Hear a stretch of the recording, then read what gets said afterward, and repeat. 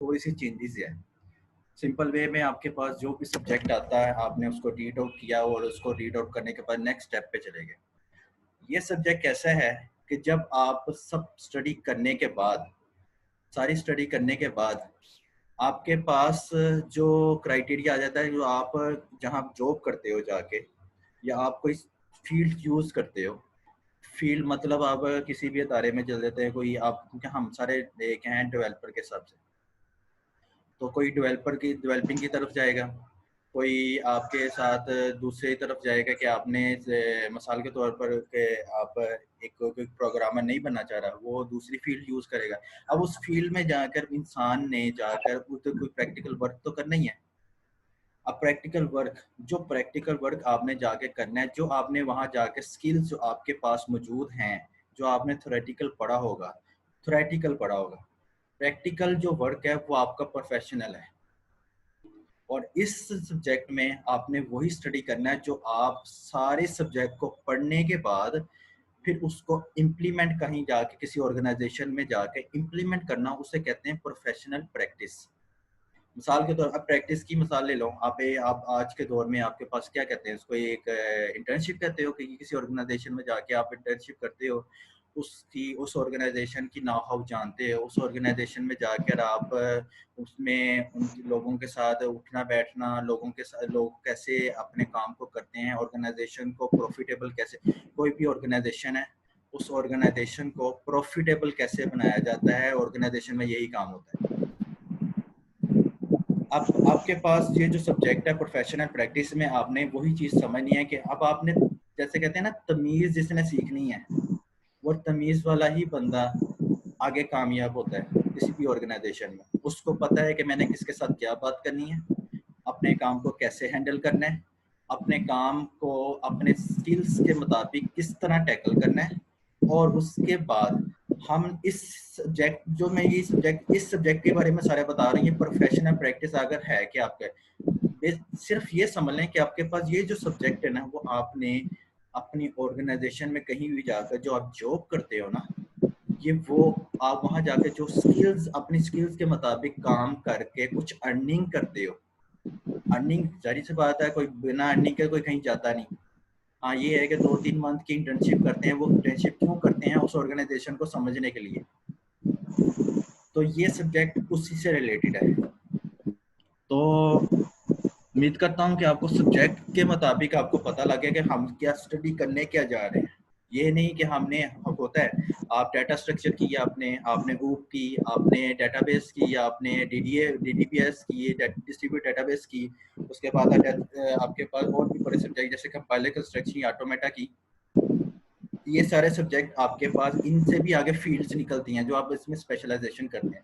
लेकिन ये जो प्रोफेशनल प्रैक्टिस है, ये सारे आपके पिछले सेमेस्टर में जितने भी आपने सब्जेक्ट पढ़ चुके हैं उन सब की बेस है। उस सबको ये एक कहते हैं ना, हाँ, इसको यूज करके आप अपने किसी भी ऑर्गेनाइजेशन में कोई भी सब्जेक्ट आप यूज करते हो, यानी कि कोई फील्ड यूज करते हो, उस फील्ड के मुताबिक आपने उन तमाम स्किल्स को अप्लाई करना होता है और उसकी बेस पर आप अपना काम जारी रखते हैं। हमारे पास जो है, नेक्स्ट स्लाइड में आ जाते हैं हम। प्रोफेशनल प्रैक्टिस, ये 3 बेस पर प्रोफेशनल प्रैक्टिस 3 वर्ड पर मुश्तमिल है, जिसमें आप कहते हैं एक प्रोफेशन, एक है प्रोफेशनल और एक है प्रोफेशनलिज्म।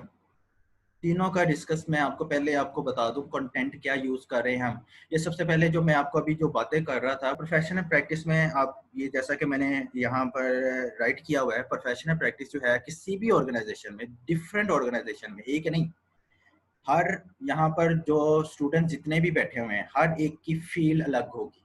जब वो कहीं जाके जॉब करेगा किसी भी सब्जेक्ट को यूज करके, जिसमें उसको महारत होगी, जिसमें उसको स्किल्स होगी, उसके मुताबिक काम करेगा ना। अब उसके मुताबिक अगर किसी भी ऑर्गेनाइजेशन को यूज करता है या उधर जाके काम करता है, उधर जाके वो उस क्राइटेरिया में या उसमें उस ऑर्गेनाइजेशन में जाकर उनके तौर तरीके को समझना, वहां जाकर सबके साथ घुल मिल जाना और उनकी ऑर्गेनाइजेशन के लिए काम करना, हमारे अपने लिए काम नहीं करना। वहां पर, क्योंकि आपकी ऑर्गेनाइजेशन नहीं है, वो किसी की ऑर्गेनाइजेशन है। प्राइवेट जॉब यही होती है।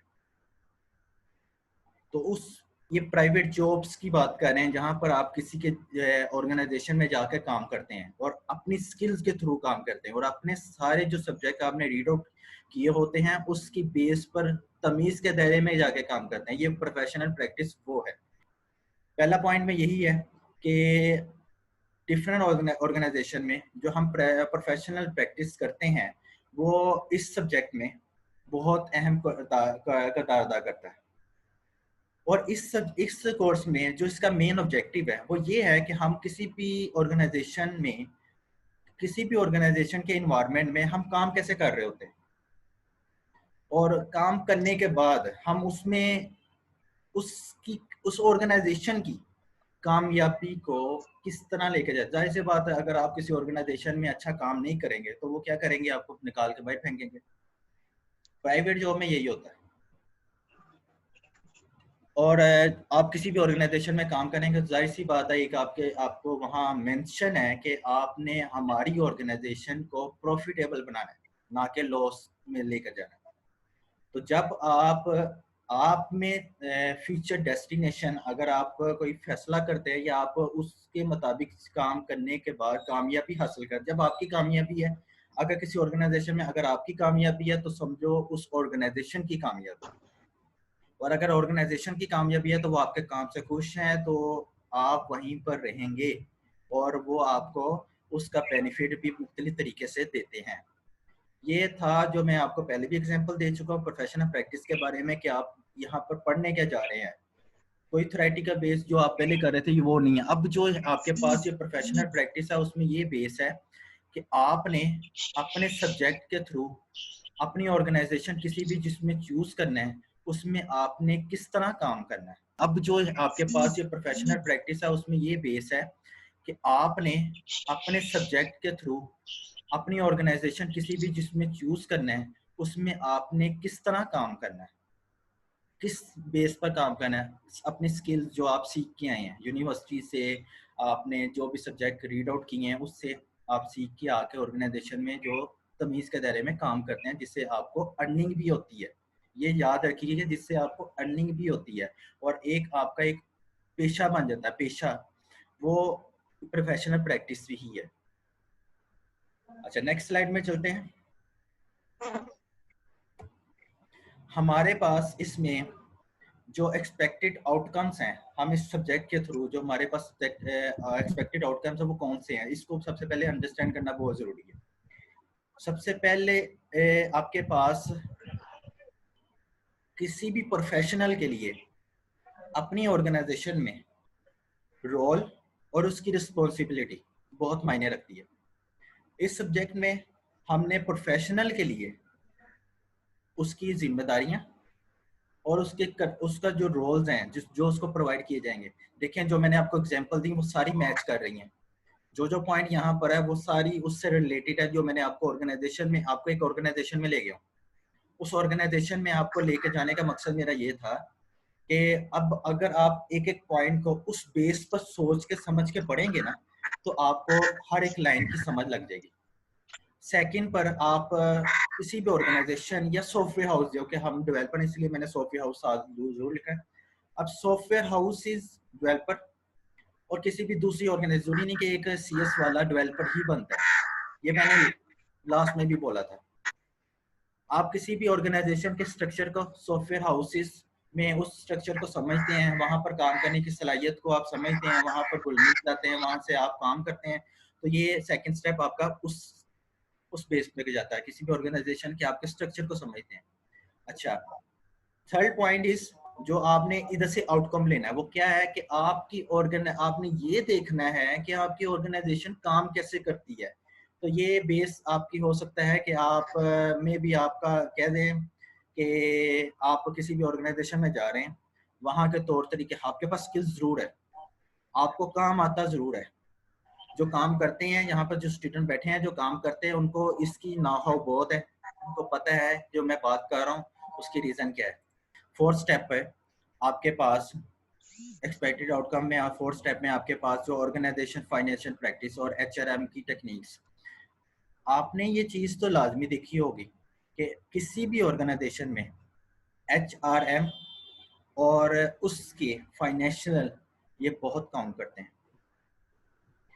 अब किसी भी अदारे में HRM, ह्यूमन रिसोर्स मैनेजमेंट, उसकी टेक्निक्स किसी भी ऑर्गेनाइजेशन में कहें तो सबसे पहला अदारा जो आपको मिलेगा जिसको आपको जाके सबसे पहले फेस करना पड़ेगा वो HRM का है।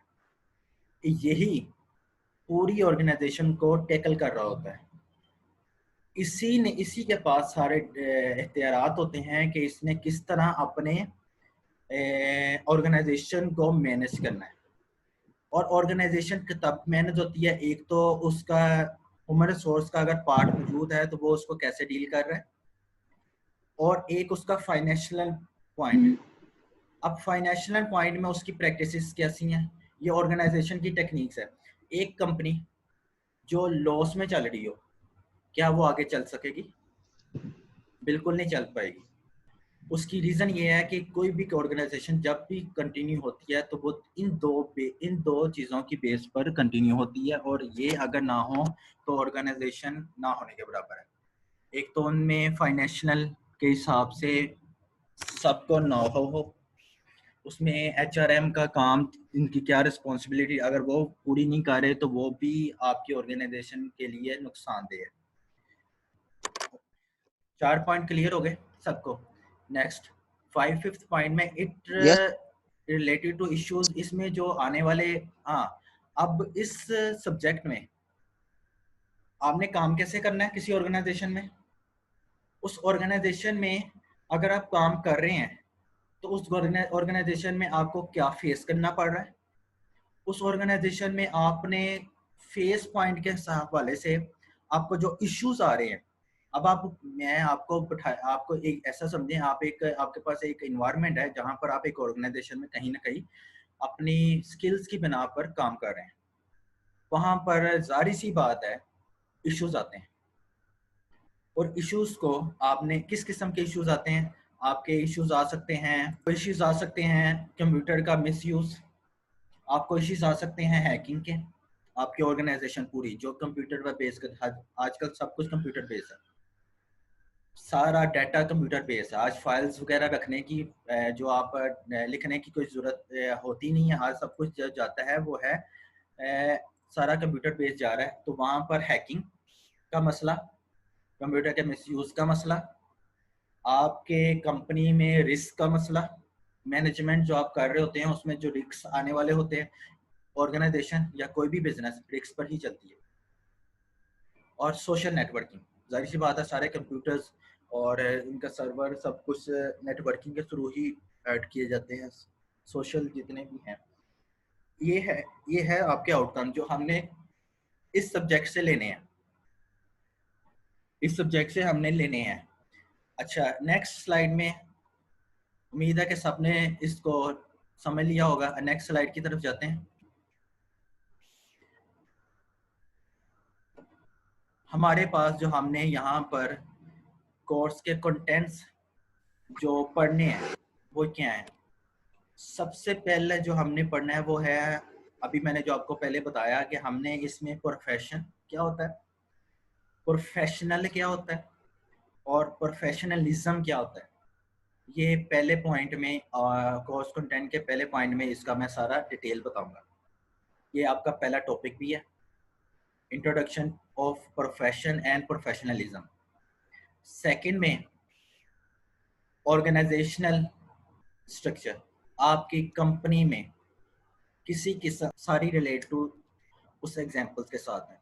आप ये देख लें, सेकंड जो ऑर्गेनाइजेशनल स्ट्रक्चर, ऑर्गेनाइजेशन में ही काम हो रहा है और उसके स्ट्रक्चर को समझना, उसके स्ट्रक्चर में जाके काम करना, उसके स्ट्रक्चर में जाके काम करने से अर्निंग कमाना, क्योंकि अर्निंग के बगैर कोई भी नहीं जाता।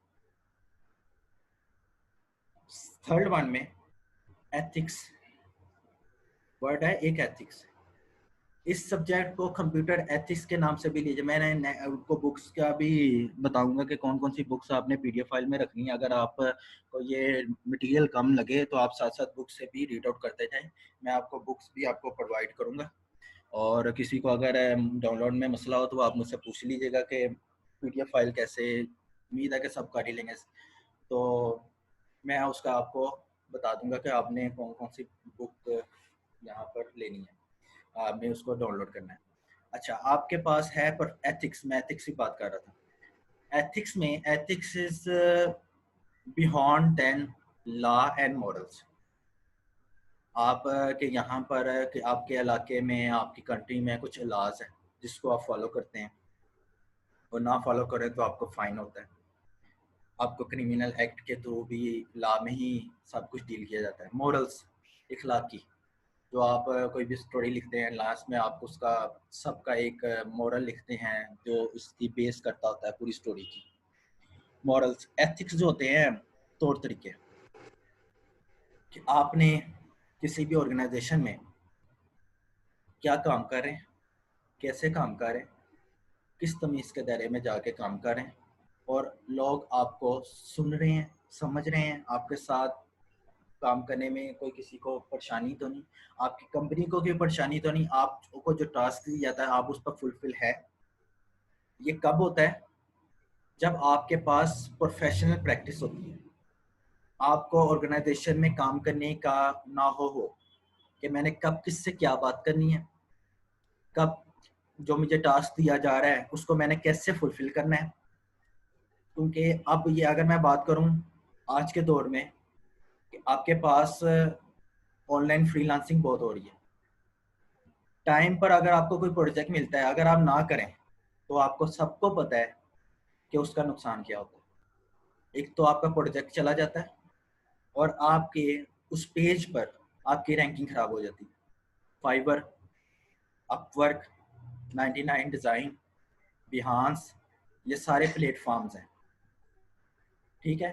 फ्रीलांसर, अगर आप ऑन टाइम, जो आपने टाइम देना है, ऑर्गेनाइजेशन में आप प्राइवेट जॉब करते हैं, वहां जाके आपको बॉस टाइम देता है कि मुझे इस टाइम में, आपसे पूछता भी है कि आप इस टाइम में काम कर लेंगे, आपको ये टास्क दिया जा रहा है, आप काम कर लेंगे। अगर आप काम कर सकते हैं इस बेस पर तो well and good.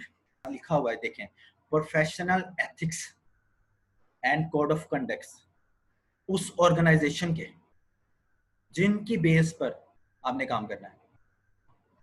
Fourth point पर है आपके पास आपके उस ऑर्गेनाइजेशन, जाहिर सी बात है, एक प्रॉपर्टी है आपकी, उस प्रॉपर्टी के राइट्स क्या है उसका भी हर एम्प्लॉय को अंदाजा होना चाहिए। वो इंटेलेक्चुअल प्रॉपर्टी राइट्स क्या है, इसके बारे में एक टॉपिक है पूरा। और इसके बाद मैंने जो आपको आउटकम्स में फाइनेंशियल की बात की थी, ये तो मस्ट है किसी भी ऑर्गेनाइजेशन में। लॉस और प्रॉफिट कंपनी के साथ चलता है, लेकिन कंपनी वो कामयाब है और कंपनी चलती भी इसी बेस से, हर एक का दिमाग इसी पर बेस पर चल रहा होता है क्योंकि मेरी कंपनी प्रॉफिटेबल हो। कभी भी वो ये नहीं सोचेगा कि मेरी कंपनी लॉस में जाए। ये बात होगी। उसकी प्रैक्टिस कैसे की जाती है? ऑर्गेनाइजेशन में जब काम करेंगे तो आपको फाइनेंशियल प्रैक्टिस जरूर करवाई जाती है, और ऑर्गेनाइजेशन के रूल्स एंड कंडक्ट के मुताबिक ही काम करवाया जाता है, उससे बाहर कोई नहीं जाने देता। उसके बाद आपके पास 6 पर है, जो मैंने वहां पर आपको मिस यूज में बताया, रिस्क मैनेजमेंट। अगर आपको किसी किस्म का ऑर्गेनाइजेशन में या किसी बिजनेस में कोई रिस्क आ जाता है, और आते भी हैं, समझदारी से जो इस रिस्क को टैकल करता है वो अच्छा बिजनेसमैन होता है। अब उस अच्छे बिजनेसमैन की खासियत ये होगी कि रिस्क आएगा, कुछ हो सकता है बहुत मामूली सा रिस्क आ जाए जिसको वो इग्नोर कर दें। टॉपिक आएगा, मैं रीड आउट है तो इसमें टॉपिक आएगा कि उस टॉपिक में डिटेल होगी रिस्क मैनेजमेंट में, कि कुछ रिस्क हो सकते हैं स्मॉल बेस पर, कुछ रिस्क हो सकते हैं मीडियम बेस पर, कुछ रिस्क हो सकते हैं बिग लार्जेस्ट रिस्क हो सकते हैं जिसमें कंपनी को ऑल ओवर लॉस हो सकता है। तो इन 3 कंडीशन में हमने जो काम कर रहे हैं वहां पर एम्प्लॉइज, और जाहिर सी बात है ओनर, एम्प्लॉयर एम्प्लॉय आपस में अटैच होते हैं। ये ना अटैच हो तो ऑर्गेनाइजेशन चल ही नहीं सकती। अब उस बेस पर आप उस रिस्क को किस तरह देखते हैं, किस तरह उसको समझते हैं, और उसको ठीक करने की कोशिश कैसे करते हैं, ये मेन हेडिक है। ये कॉन्टैक्ट नंबर 6 में हम डिटेल में पढ़ेंगे।